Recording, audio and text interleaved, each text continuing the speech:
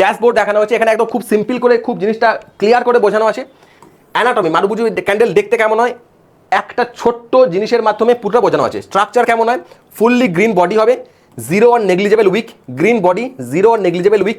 বারবার বলেছি এই উইকটা হতে হবে বডির হাফের থেকে কম, অথবা হতে হবে এর কোনো উইক থাকবে না, দ্যাট ইজ কল্ড মারুবুজু। ঠিক আছে, 100% বায়ার ডমিনেন্স থাকছে, কারণ থ্রু আউট নিচে থেকে উপর পর্যন্ত বায়াররা পরপর এই দাম যত বাড়ছে তত এরা কিনতে থাকছে।